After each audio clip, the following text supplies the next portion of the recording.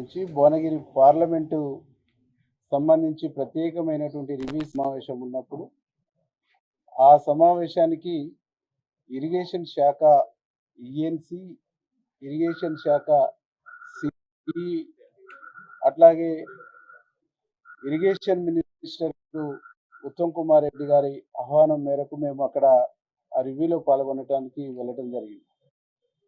ఆ సందర్భంలో మంత్రి గారి రావటం ఒక 2.5 గంటలు లేట్ అయినటువంటి సందర్భంలో ఆ ప్రాంతంలో డ్యూటీ చేస్తున్నటువంటి డీసీపీ, ఏసీపీ, అక్కడ ఉండేటువంటి మిగతా సిబ్బంది అందరం కలిసి భోజనం చేసినాం, కలిసి అక్కడే చాలాసేపు ఉన్నాం.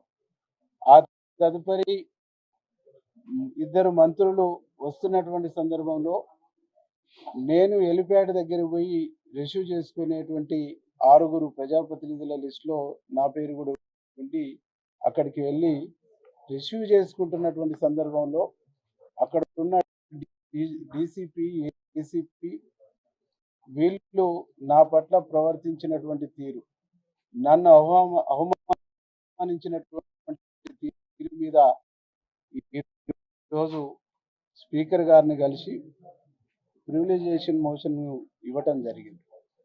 భారత రాజ్యాంగం ఆర్టికల్ 21, ఆర్టికల్ 94, ఆర్టికల్ 19 ప్రకారంగా నా హక్కుల్ని నా విధుల్ని ఆటంకపరిచి నా హక్కుల్ని హరించిన దాన్ని నిరసనగా ఈరోజు వారిపైన చర్య తీసుకోవాలని చెప్పేసి నేను స్పీకర్ గారిని కోరటం జరిగింది. యాజ్ ఏ ప్రజాప్రతినిధిగా నా నియోజకవర్గ ప్రజల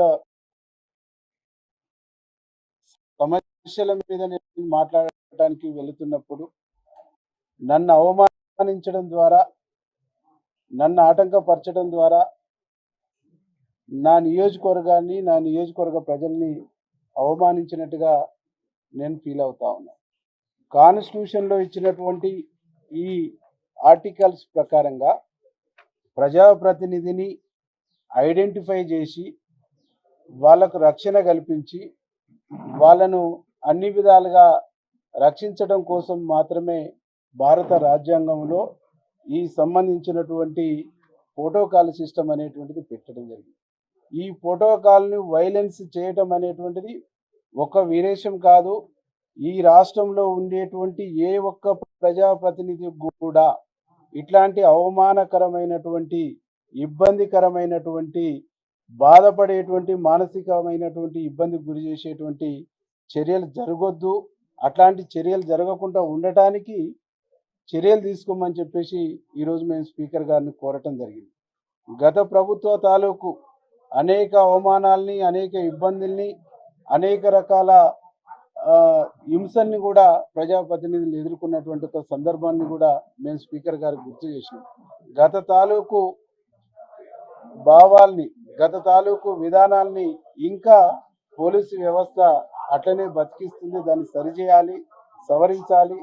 సంబంధించినటువంటి బాధ్యులపైన చర్య, దానికి కానీ నిరసనగా ఈరోజు వారిపైన చర్య తీసుకోవాలని చెప్పేసి నేను స్పీకర్ గారిని కోరటం జరిగింది. యాజ్ ఏ ప్రజాప్రతినిధిగా నా నియోజకవర్గ ప్రజల సమస్యల మీద నేను మాట్లాడటానికి వెళుతున్నప్పుడు నన్ను అవమానించడం ద్వారా, నన్ను ఆటంకపరచడం ద్వారా నా నియోజకవర్గాన్ని, నా నియోజకవర్గ ప్రజల్ని అవమానించినట్టుగా నేను ఫీల్ అవుతా ఉన్నాను. కాన్స్టిట్యూషన్లో ఇచ్చినటువంటి ఈ ఆర్టికల్స్ ప్రకారంగా ప్రజాప్రతినిధిని ఐడెంటిఫై చేసి వాళ్ళకు రక్షణ కల్పించి వాళ్ళను అన్ని విధాలుగా రక్షించడం కోసం మాత్రమే భారత రాజ్యాంగంలో ఈ సంబంధించినటువంటి ప్రోటోకాల్ సిస్టమ్ అనేటువంటిది పెట్టడం జరిగింది. ఈ ప్రోటోకాల్ని వైలెన్స్ చేయటం అనేటువంటిది ఒక విరేషం కాదు. ఈ రాష్ట్రంలో ఉండేటువంటి ఏ ఒక్క ప్రజాప్రతినిధి కూడా ఇట్లాంటి అవమానకరమైనటువంటి, ఇబ్బందికరమైనటువంటి, బాధపడేటువంటి మానసికమైనటువంటి ఇబ్బందికి గురి చేసేటువంటి చర్యలు జరగొద్దు. అట్లాంటి చర్యలు జరగకుండా ఉండటానికి చర్యలు తీసుకోమని చెప్పేసి ఈరోజు మేము స్పీకర్ గారిని కోరటం జరిగింది. గత ప్రభుత్వ తాలూకు అనేక అవమానాల్ని, అనేక ఇబ్బందుల్ని, అనేక రకాల హింసల్ని కూడా ప్రజాప్రతినిధులు ఎదుర్కొన్నటువంటి ఒక సందర్భాన్ని కూడా మేము స్పీకర్ గారికి గుర్తు చేసినాం. గత తాలూకు భావాల్ని, గత తాలూకు విధానాల్ని ఇంకా పోలీసు వ్యవస్థ అట్లనే బతికిస్తుంది. దాన్ని సరిచేయాలి, సవరించాలి, సంబంధించినటువంటి బాధ్యులపైన చర్య తీసుకోవాలని చెప్పేసి కూడా మేము స్పీకర్ గారిని కోరటం జరిగింది. ఒక ప్రజాప్రతినిధిని పోలీసు వ్యవస్థ అవమానించడం, బాధ పెట్టడం అంటేనే ఆ ప్రజాప్రతినిధిని పలసన చేసి, చులకన చేసి, శత్రువుల ముందు, రకరకాల వ్యక్తుల ముందు ఈ ప్రజాప్రతినిధిని వీక్ చేసేటువంటి ఒక ప్రయత్నం చేస్తున్నట్టుగా నేను భావిస్తా ఉన్నాను. కాబట్టి భారత రాజ్యాంగం ఇచ్చినటువంటి హక్కు, భారత రాజ్యాంగం ఇచ్చినటువంటి నా ప్రొటెక్షన్, భారత రాజ్యాంగం కల్పించినటువంటి నా విధులకు సంబంధించినటువంటి ఆటంకపరిచిన, నా విధులకు సంబంధించినటువంటి ఇబ్బంది చేసిన, నన్ను అడ్డుకున్న ఈ పోలీస్ అధికారులపైన చర్య తీసుకోవాలని చెప్పేసి నేను స్పీకర్ గారిని కోరటం జరిగింది. వారిపైన చర్య తీసుకొని నా హక్కుల్ని కాపాడవలసినటువంటి బాధ్యత తమరి పైన ఉందని చెప్పేసి మేము స్పీకర్ గారిని విజ్ఞప్తి చేయటం జరిగింది. ఈరోజు అక్కడ ఉండేటువంటి అధికారులు నేను ఈ ప్రివిలైజేషన్ మోషన్ ఇస్తున్నానని తెలిసిన తర్వాత కింది స్థాయి పాపం, ఏ పాపం తెలియనటువంటి కింది స్థాయి పోలీసుల పైన వాళ్ళు నోటీసులు ఇచ్చి, కానిస్టేబుల్ పైన నోటీసులు ఇచ్చేటువంటి ఒక ప్రయత్నం చేస్తారు. దాన్ని కూడా నేను తీవ్రంగా ఖండిస్తున్నాను. అక్కడ ఏ డ్యూటీ ఎవరు చేయాలి, ఎక్కడ ఎవరు ఉండాలి, ఎక్కడ ఏ పద్ధతిలో రక్షణ కల్పించాలని చెప్పేసి డ్యూటీ చార్ట్ను ఇవ్వాల్సింది అక్కడ ఉండేటువంటి రేంజ్ సంబంధించినటువంటి సిపిగా, అక్కడ ఇంప్లిమెంటేషన్ చేయవలసింది అక్కడ ఉన్న డీసీపీలు, ఏసీపీలు. వీళ్ళను వదిలిపెట్టి మామూలు కానిస్టేబుల్ పైన నోటీసులు ఇవ్వటం, వాళ్ళకు షోకా చేయటం అనేటువంటి దాన్ని ఖండిస్తూ, వాళ్ళు కాదు ప్రధానమైనటువంటి బాధ్యత వహించాలని చెప్పేసి నేను ఈ సందర్భంగా డిమాండ్ చేస్తాను.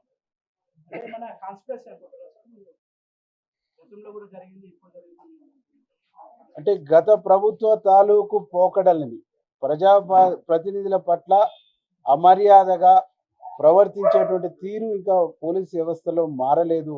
దాన్ని మార్పు వచ్చేటువంటి విధంగా చర్యలు తీసుకోవాలని చెప్పేసి మేము స్పీకర్ గారిని కోరటం జరిగింది.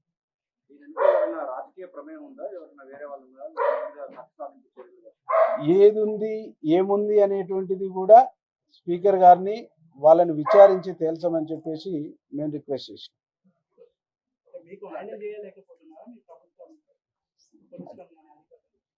అంటే అక్కడ ఉన్న ఒక్కరిద్దరు అధికారులు చేసినటువంటి చర్యకు ప్రభుత్వానికి సంబంధం లేదు. ఆ అధికారుల యొక్క విధానం మీద, అధికారుల యొక్క ప్రవర్తన మీద, అధికారుల యొక్క వ్యవహార శైలి మీద, మేము బాధపడ్డ తీరు మీద ఈరోజు మేము స్పీకర్ గారికి విన్నపించుకోవడం జరిగింది. కాబట్టి అక్కడ ప్రవర్తించినటువంటి వ్యక్తుల మీద చర్య తీసుకోవాలని చెప్పేసి మాత్రమే మేము రిక్వెస్ట్ చేయడం జరిగింది. ఆ వ్యక్తుల మీద చర్య తీసుకోవడం ద్వారా వ్యవస్థలో ఇలాంటివి జరగకుండా ఒక మార్పు తీసుకురావాలని కూడా మేము స్పీకర్ గారిని రిక్వెస్ట్ చేయడం జరిగింది. అంటే మాకు స్పీకర్ మీద నమ్మకం ఉంది. స్పీకర్ చర్య తీసుకుంటాడు, స్పీకర్ దీన్ని సరి చేస్తాడు అనేటువంటి ఒక విశ్వాసం ఉంది. కాబట్టి అక్కడ విశ్వాసంతోనే మేము ఈరోజు ముందుకెళ్తాం. దళిత ఎమ్మెల్యేల పట్ల ఏమన్నా కాన్ఫిడెన్స్ జరుగుతుందా? ఎందుకంటే చాలా సార్లు కూడా ఇటువంటి సందర్భాలు ఉన్నాయి. అంటే దళిత ఎమ్మెల్యేలకు సంబంధించి ఒక కింది స్థాయి నుంచి వచ్చినటువంటి వాళ్ళు, ఏ రాజకీయ పలుకుబడి లేనటువంటి వాళ్ళు మాకు జరగొద్దు అనేటువంటిది 100% కోరుకుంటున్నాం. మాకు రక్షణ కవచం అంటే కాన్స్టిట్యూషనే, భారత రాజ్యాంగం. ఈ కాన్స్టిట్యూషన్ మాకు రక్షణ కవచంగా ఉంది. ఇదే వైలెన్స్ అవుతుంది, ఇది ప్రధానంగా మా దళిత ప్రజాప్రతినిధుల పైన వైలెన్స్ అవుతుంది అనేటువంటిది ఒక భాగం అయితే, ఒక దళిత ప్రజాప్రతినిధులే కాదు, ఈ రాష్ట్రంలో ఉండేటువంటి ఏ ప్రజాప్రతినిధులకైనా ఇది జరగొద్దు, ఈ చట్టం వైలెన్స్ కావద్దు, కాన్స్టిట్యూషన్ని కాపాడవలసిన, కాన్స్టిట్యూషన్ని రక్షించవలసినటువంటి పోలీసు యంత్రాంగమే ఈ చర్యలకు పాల్పడటం మూలంగా తప్పుడు సంకేతాలు, తప్పుడు ఒపీనియన్ పోతుంది అనేటువంటిది మేము స్పీకర్ గారికి గుర్తు చేయడం జరిగింది. ఈరోజు మమ్మల్ని అవమానించడం ద్వారా ఇలా మమ్మల్నే గుర్తుపట్టలేనటువంటి వాళ్ళు మాకేం రక్షణ కల్పిస్తారు, శత్రువుల్ని ఏం ఐడెంటిఫై చేస్తారు అనేటువంటిదే ఈరోజు మా ముందు ఉన్నటువంటి ప్రశ్న. స్పీకర్ గారు మీకు ఎటువంటి హామీ ఇచ్చారు? స్పీకర్ గారు త్వరలో వాళ్ళని పిలుస్తాను, విచారిస్తాను. ఆ విచారణ సందర్భంగా ఈరోజు పిటిషన్ ఇచ్చినటువంటి మమ్మల్ని కూడా మాకు కూడా ఇంటిమేషన్ ఇస్తామని చెప్పేసి చెప్పిండ్రు. కాబట్టి స్పీకర్ గారు విచారణ పైన స్పీకర్ గారు పిలుస్తారనేటువంటి ఒక నమ్మకం మాకు ప్రగాఢంగా ఉన్నది.